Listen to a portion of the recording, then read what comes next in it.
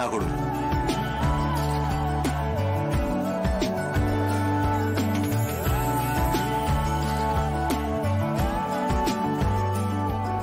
এমন দিন আবারও আসবে কোনোদিনও ভাবিনি মহেশ্বর।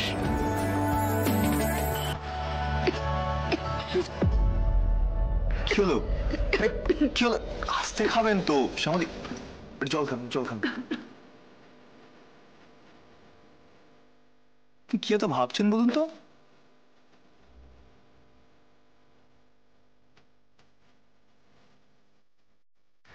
এবার আমি খাইয়ে দেব। হা করুন।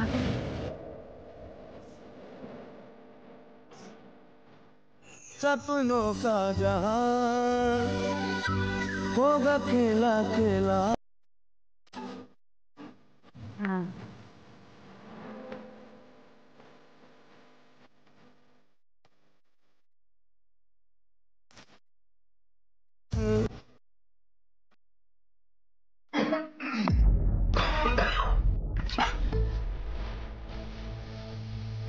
সিগন্যাল দিচ্ছে।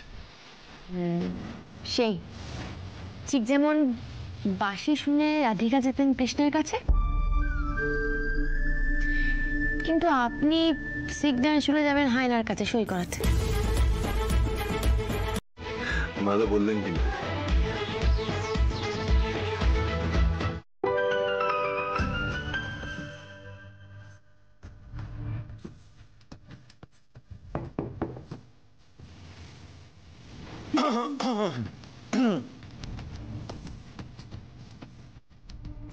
বলছি 10 মিনিট হয়ে গেছে। রোমান্টিক ক্যান্ডেল লাইট ডিনার ডেটটা যদি শেষ হয়ে গিয়ে থাকে তাহলে বেরোনো যাক। চন্দ্রাশিস রায়কে দিয়ে সাইনটা করাতে হবে অ্যাকচুয়ালি। সত্যি কথা বলতে আপনাকে ছেড়ে যেতে একদম ইচ্ছা করছে না শ্যামলী,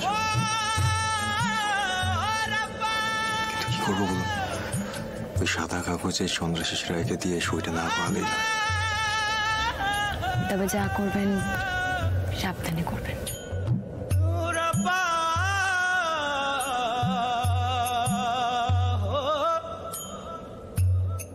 আমাকে অপমান করলে আপনার ভাগ্নাকে খুঁজে পাওয়া যাবে না।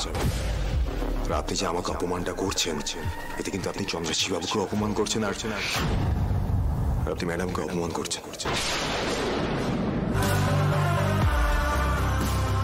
আপনাদের মনে হচ্ছে না যে এই সমস্ত কিছু ছেড়ে এখন আমাদের প্রধান লক্ষ্য হওয়া উচিত চন্দ্রাশিস বাবুকে খুঁজে বার করা? বর্ণমালা মুখ খুললেই সেটা জানতে পারা যাবে। অফিসার, যদি প্রয়োজনে গায়ে হাত তুলতে হয় হাত তুলুন, ও সব জানে। দাদার সাথে ঠিক কি কি হয়েছিল, ওর সঙ্গে কে কে ছিল, ও সবটা জানে। তাই ওকে মেরে সবটা বার করুন। আমি বারবার বলছি আমি কিচ্ছু জানি না। এখানে আমাকে আটকে রেখে কোনো লাভ হবে না।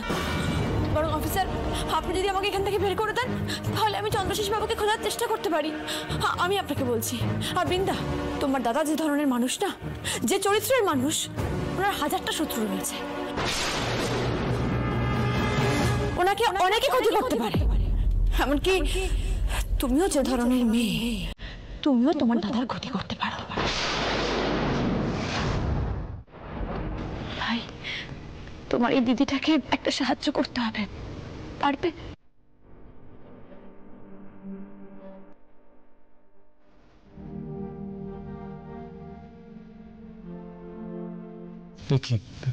এইভাবে বলছো কেন শ্যামলীদি? বলো না কি সাহায্য, প্লিজ।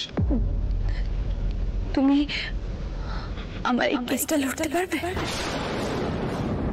দেখো, আমি জানি কাল আমায় কোর্টে তোলা হবে, আর যদি লোকটাকে খুঁজে পাওয়া না যায় তাহলে আমি দোষী সাব্যস্ত হব, তাই না?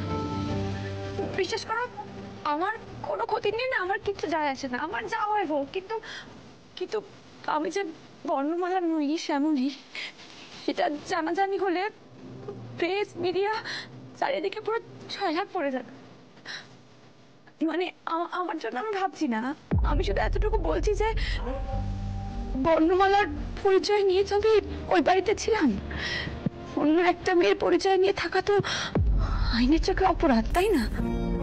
কিন্তু বর্ণমালার মৃত্যুর আগে বর্ণমালার ওই হাসি মুখ, ওর ওই কথা, তারপর দাদু দিব্যার কথা ভেবে ওখানে পৌঁছে গিয়ে সবটা ভেবে না আমি বলতে পারিনি যে আমি বর্ণমালা নই। আমি বর্ণমালার পরিচয়ে ওই বাড়িতে থেকে গেছিলাম। এখন যদি দাদু দিম্মা সত্যিটা জেনে যায় যে তাদের নাতনি আর নেই, দাদু দিম্মা নাতনির মৃত্যুর শোকটা নিতে পারবে না, ওই যন্ত্রণাটা সহ্য করতে পারবে না, আর সেটা আমি মেনে নিতে পারবো না। তাই বলছি কি, কাল কোনোভাবে আমাকে একটু জামিনের ব্যবস্থা করে দেবে ভাই, যাতে আমি এখান থেকে বেরোতে পারি।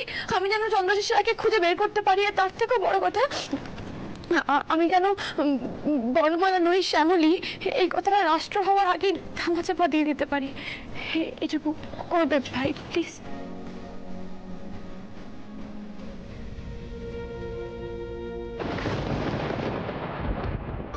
কিন্তু চন্দ্রশেষ রায় এক্স্যাক্টলি কোথায়, মানে কি অবস্থায় আছে?